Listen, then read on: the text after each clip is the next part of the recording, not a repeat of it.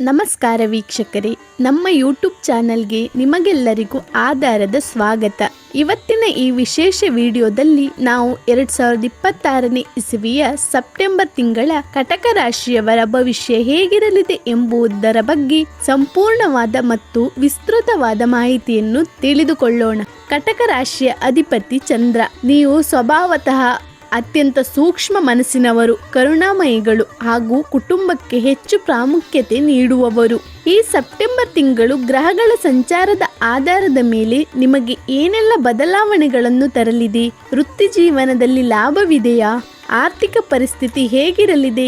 ನಿಮ್ಮ ಆರೋಗ್ಯ ಮತ್ತು ಕೌಟುಂಬಿಕ ಜೀವನದಲ್ಲಿ ಯಾವ ರೀತಿಯ ಬೆಳವಣಿಗೆಗಳು ಆಗಲಿವೆ? ಈ ಎಲ್ಲ ಪ್ರಶ್ನೆಗಳಿಗೆ ಇಂದಿನ ವಿಡಿಯೋದಲ್ಲಿ ನಾವು ಉತ್ತರವನ್ನು ಕಂಡುಕೊಳ್ಳೋಣ.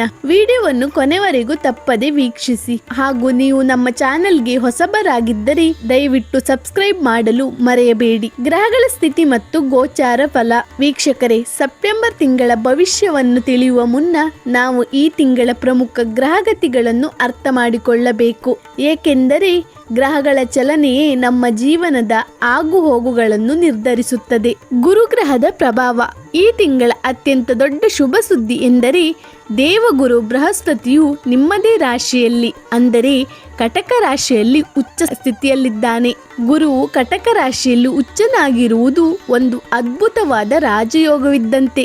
ಇದು ನಿಮ್ಮ ಲಗ್ನದಲ್ಲಿಯೇ ಇರುವುದರಿಂದ ನಿಮ್ಮ ವ್ಯಕ್ತಿತ್ವದಲ್ಲಿ ಒಂದು ಹೊಸ ತೇಜಸ್ಸು ಮೂಡಲಿದೆ. ನಿಮ್ಮ ಆತ್ಮವಿಶ್ವಾಸ ದುಪ್ಪಟ್ಟಾಗಲಿದೆ. ಸಮಾಜದಲ್ಲಿ ನಿಮಗೆ ಗೌರವ, ಕೀರ್ತಿ ಮತ್ತು ಪ್ರತಿಷ್ಠೆ ಲಭಿಸುವ ಸಮಯ ಇದಾಗಿದೆ. ಶನಿಯ ಸಂಚಾರ. ಕರ್ಮಕಾರಕ ಶನಿಯು ನಿಮ್ಮ ರಾಶಿಯಿಂದ 9ನೇ ಮನೆಯಲ್ಲಿ ಅಂದರೆ ಭಾಗ್ಯಸ್ಥಾನದಲ್ಲಿ ಸಂಚರಿಸುತ್ತಾನೆ. ಇದರ ಜೊತೆಗೆ ಗುರುವಿನ ಶುಭ ದೃಷ್ಟಿಯು ಶನಿಯ ಮೇಲಿರುವುದರಿಂದ ಅದೃಷ್ಟದ ಬಾಗಿಲುಗಳು ನಿಧಾನವಾಗಿ ತೆಗೆಯಲಿವೆ. ಆದರೆ ಶನಿ ಶ್ರಮವನ್ನು ಬೇಡುತ್ತಾನೆ. ಆದ್ದರಿಂದ ನಿಮ್ಮ ಪ್ರಯತ್ನಗಳಿಗೆ ಮಾತ್ರ ಇಲ್ಲಿ ತಕ್ಕ ಪ್ರತಿಫಲ ಸಿಗಲಿದೆ. ಮಂಗಳನ ಪ್ರವೇಶ. ಗಮನಿಸಬೇಕಾದ ಮತ್ತೊಂದು ಪ್ರಮುಖ ಅಂಶವೆಂದರೆ ಸೆಪ್ಟೆಂಬರ್ 18ರಂದು ಕುಜ ಅಂದರೆ ಮಂಗಳ ಗ್ರಹವು ನಿಮ್ಮ ರಾಶಿಯನ್ನು ಪ್ರವೇಶಿಸಲಿದ್ದಾನೆ. ಮಂಗಳ ಮತ್ತು ಗುರುವಿನ ಸಂಯೋಗದಿಂದ ಗುರುಮಂಗಳ ಯೋಗ ನಿರ್ಮಾಣವಾಗುತ್ತದೆ. ಇದು ಶಕ್ತಿ ಮತ್ತು ಜ್ಞಾನದ ಸಂಕೇತವಾಗಿದೆ. ವೃತ್ತಿ ಮತ್ತು ಆರ್ಥಿಕ ಜೀವನ. ಬನ್ನಿ ಈಗ ನಿಮ್ಮ ಉದ್ಯೋಗ ಮತ್ತು ಹಣಕಾಸಿನ ವಿಚಾರದ ಬಗ್ಗೆ ವಿವರವಾಗಿ ನೋಡೋಣ. ವೃತ್ತಿ ಜೀವನ. ಉದ್ಯೋಗಸ್ಥರಿಗೆ ಈ ಸೆಪ್ಟೆಂಬರ್ ತಿಂಗಳು ನಿಜಕ್ಕೂ ಒಂದು ಸುವರ್ಣಾವಕಾಶ. ಲಗ್ನದಲ್ಲಿರುವ ಗುರುವಿನ ಪ್ರಭಾವದಿಂದ ನೀವು ಕೆಲಸ ಮಾಡುವ ಸ್ಥಳದಲ್ಲಿ ನಿಮ್ಮ ನಿರ್ಧಾರಗಳಿಗೆ ಬೆಲೆ ಸಿಗುತ್ತದೆ.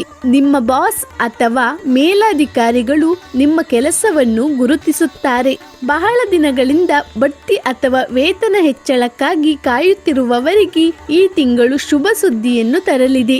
ನೀವೇನಾದರೂ ಸ್ವತಃ ವ್ಯಾಪಾರ ಮಾಡುತ್ತಿದ್ದರೆ ಸೆಪ್ಟೆಂಬರ್ 18ರ ನಂತರ ಮಂಗಳನ ಪ್ರವೇಶದಿಂದ ವ್ಯಾಪಾರದಲ್ಲಿ ಒಂದು ಹೊಸ ಉತ್ಸಾಹ ಕಂಡುಬರುತ್ತದೆ. ಹೊಸ ಪ್ರಾಜೆಕ್ಟ್ಗಳು ನಿಮ್ಮ ಕೈ ಸೇರುವ ಸಾಧ್ಯತೆ ಇದೆ. ಆದರೆ ಯಾವುದೇ ಹೊಸ ಪಾಲುದಾರಿಕೆ ಮಾಡುವಾಗ ದಾಖಲೆಗಳನ್ನು ಸರಿಯಾಗಿ ಓದಿ ಸಹಿ ಹಾಕುವುದು ಒಳಿತು. ಆರ್ಥಿಕ ಸ್ಥಿತಿ. ಹಣಕಾಸಿನ ವಿಚಾರದಲ್ಲಿ ಈ ತಿಂಗಳು ಸಮತೋಲನದಿಂದ ಕೂಡಿರುತ್ತದೆ. ಆದಾಯದ ಮೂಲಗಳು ಹೆಚ್ಚಾಗಲಿವೆ. ಹಳೆಯ ಸಾಲಗಳು ತೀರುವ ಲಕ್ಷಣಗಳು ಗೋಚರಿಸುತ್ತಿವೆ. ಆದರೆ 9ನೇ ಮನೆಯಲ್ಲಿ ಶನಿ ಇರುವುದರಿಂದ ಅನವಶ್ಯಕ ಖರ್ಚುಗಳಿಗೆ ಕಡಿವಾಣ ಹಾಕಲೇಬೇಕು. ಸೆಪ್ಟೆಂಬರ್ 2ನೇ ವಾರದ ನಂತರ ಷೇರುಪೇಟೆ ಅಥವಾ ಯಾವುದೇ ರಿಯಲ್ ಎಸ್ಟೇಟ್ ವ್ಯವಹಾರದಲ್ಲಿ ಹಣ ಹೂಡಿಕೆ ಮಾಡುವಾಗ ಪರಿಣಿತರ ಸಲಹೆ ಪಡೆಯುವುದು ಅತಿ ಮುಖ್ಯ. ಆತುರದ ನಿರ್ಧಾರಗಳು ಬೇಡ. ಕೌಟುಂಬಿಕ ಜೀವನ, ಪ್ರೀತಿ ಮತ್ತು ವಿವಾಹ. ಕಟಕ ರಾಶಿಯವರು ಯಾವಾಗಲೂ ಕುಟುಂಬದ ಕಡೆಗೆ ಹೆಚ್ಚು ಒಲವು ತೋರುವವರು. ಈ ತಿಂಗಳು ನಿಮ್ಮ ಕೌಟುಂಬಿಕ ಜೀವನ ಹೇಗಿರಲಿದೆ ಗೊತ್ತಾ? ಕುಟುಂಬ ಮತ್ತು ದಾಂಪತ್ಯ. ಗುರುವಿನ 5ನೇ ಮತ್ತು 7ನೇ ದೃಷ್ಟಿಯು ನಿಮ್ಮ ಪಂಚಮ ಮತ್ತು ಸಪ್ತಮ ಭಾವದ ಮೇಲೆ ಬೀಳುತ್ತದೆ. ಇದರಿಂದ ಕುಟುಂಬದಲ್ಲಿ ಶಾಂತಿ, ನೆಮ್ಮದಿ ನೆಲೆಸಲಿವೆ. ಪತಿ ಪತ್ನಿಯರ ನಡುವೆ ಇದ್ದ ಸಣ್ಣ ಪುಟ್ಟ ಭಿನ್ನಾಭಿಪ್ರಾಯಗಳು ದೂರವಾಗಿ ಪ್ರೀತಿ ಹೆಚ್ಚಾಗುತ್ತದೆ. ಮದುವೆಗೆ ವರ ಅಥವಾ ವಧು ಹುಡುಕುತ್ತಿರುವ ಅವಿವಾಹಿತರಿಗೆ ಈ ತಿಂಗಳು ಉತ್ತಮ ಸಂಬಂಧಗಳು ಒದಗಿ ಬರುವ ಸಾಧ್ಯತೆ ಬಹಳ ದುಪ್ಪಟ್ಟಾಗಿದೆ. ಮಕ್ಕಳ ಕಡೆಯಿಂದಲೂ ಶುಭ ಸುದ್ದಿಯನ್ನು ನಿರೀಕ್ಷಿಸಬಹುದು. ಅವರ ವಿದ್ಯಾಭ್ಯಾಸದಲ್ಲಿ ಉನ್ನತಿ ಕಂಡುಬರಲಿದೆ. ಪ್ರೀತಿ ಮತ್ತು ಪ್ರೇಮ. ಪ್ರೀತಿಯಲ್ಲಿರುವವರಿಗೆ ಸೆಪ್ಟೆಂಬರ್ ತಿಂಗಳ ಮಧ್ಯಭಾಗದ ನಂತರ ಶುಕ್ರನ ಅನುಗ್ರಹದಿಂದ ನಿಮ್ಮ ಸಂಬಂಧ ಇನ್ನಷ್ಟು ಮಧುರವಾಗಲಿದೆ. ನಿಮ್ಮಿಬ್ಬರ ನಡುವಿನ ನಂಬಿಕೆ ಬಲಗೊಳ್ಳುತ್ತದೆ. ನಿಮ್ಮ ಪ್ರೇಮ ವಿವಾಹಕ್ಕೆ ಕುಟುಂಬದ ಒಪ್ಪಿಗೆ ಸಿಗುವ ಕಾಲ ಹತ್ತಿರವಾಗಲಿದೆ. ಆರೋಗ್ಯ ಮತ್ತು ಶಿಕ್ಷಣ. ಆರೋಗ್ಯ. ನಿಮ್ಮ ಆರೋಗ್ಯದ ಬಗ್ಗೆ ಹೇಳಬೇಕೆಂದರೆ ಉಚ್ಚ ಗುರುವಿನಿಂದಾಗಿ ನಿಮ್ಮ ಮಾನಸಿಕ ಆರೋಗ್ಯ ಬಹಳ ಅದ್ಭುತವಾಗಿರುತ್ತದೆ. ಯಾವುದೇ ರೀತಿಯ ಒತ್ತಡವಿದ್ದರೂ ಅದನ್ನು ಸುಲಭವಾಗಿ ನಿಭಾಯಿಸುವ ಶಕ್ತಿ ನಿಮಗಿರುತ್ತದೆ. ದೈಹಿಕವಾಗಿಯೂ ನೀವು ಲವಲವಿಕೆಯಿಂದ ಇರುತ್ತೀರಿ. ಆದರೆ ಸೆಪ್ಟೆಂಬರ್ 18ರ ನಂತರ ನಿಮ್ಮ ರಾಶಿಗೆ ಮಂಗಳನ ಆಗಮನವಿರುವುದರಿಂದ ನಿಮ್ಮ ದೇಹದಲ್ಲಿ ಉಷ್ಣಾಂಶ ಹೆಚ್ಚಾಗಬಹುದು. ಪಿತ್ತ, ಅಸಿಡಿಟಿ ಅಥವಾ ಸಣ್ಣ ಪುಟ್ಟ ಜ್ವರ ಬರುವ ಸಾಧ್ಯತೆ ಇದೆ. ಹಾಗಾಗಿ ಹೆಚ್ಚು ನೀರು ಕುಡಿಯಿರಿ, ಮಸಾಲೆಯುಕ್ತ ಆಹಾರಗಳನ್ನು ಕಡಿಮೆ ಸೇವಿಸಿ ಮತ್ತು ಮುಖ್ಯವಾಗಿ ಸಿಟ್ಟನ್ನು ನಿಯಂತ್ರಣದಲ್ಲಿಟ್ಟುಕೊಳ್ಳಿ. ಶಿಕ್ಷಣ. ವಿದ್ಯಾರ್ಥಿಗಳಿಗೆ ಇದು ಅತ್ಯುತ್ತಮ ಸಮಯ. ಸ್ಪರ್ಧಾತ್ಮಕ ಪರೀಕ್ಷೆಗಳಿಗೆ ತಯಾರಿ ನಡೆಸುತ್ತಿರುವವರಿಗೆ ಗುರುವಿನ ಸಂಪೂರ್ಣ ಬಲ ಸಿಗಲಿದೆ.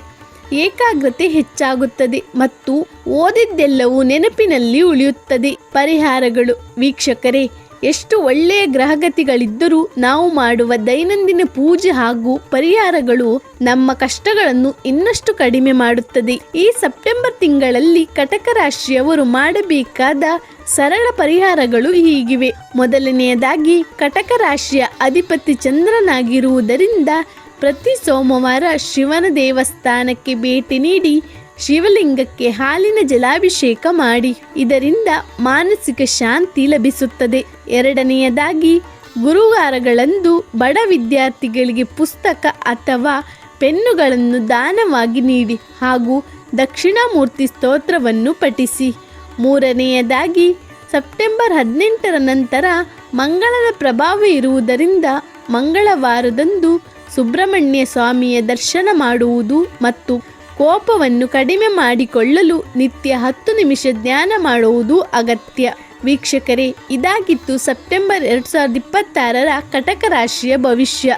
ಗ್ರಹಗಳ ಬದಲಾವಣೆಗಳು ನಮಗೆ ದಾರಿ ತೋರುತ್ತವೆ, ಆದರೆ ನಮ್ಮ ಪರಿಶ್ರಮ ಮತ್ತು ನಂಬಿಕೆಯೇ ನಮ್ಮ ಯಶಸ್ಸಿಗೆ ಕಾರಣ ಎಂಬುದನ್ನು ಮರೆಯಬೇಡಿ. ಈ ಮಾಹಿತಿ ನಿಮಗೆ ಇಷ್ಟವಾಗಿದ್ದರೆ ದಯವಿಟ್ಟು ವಿಡಿಯೋವನ್ನು ಲೈಕ್ ಮಾಡಿ, ನಿಮ್ಮ ಸ್ನೇಹಿತರೊಂದಿಗೆ ಶೇರ್ ಮಾಡಿ ಹಾಗೂ ನಿಮ್ಮ ಅನಿಸಿಕೆಗಳನ್ನು ಕಮೆಂಟ್ ಬಾಕ್ಸ್ನಲ್ಲಿ ನಮಗೆ ತಿಳಿಸಿ. ಮುಂದಿನ ವಿಡಿಯೋದಲ್ಲಿ ಮತ್ತೊಂದು ರಾಶಿಯ ಮಾಹಿತಿಯೊಂದಿಗೆ ಬರುತ್ತೇನೆ. ಅಲ್ಲಿಯವರೆಗೂ ನಮಸ್ಕಾರ. ಶುಭವಾಗಲಿ.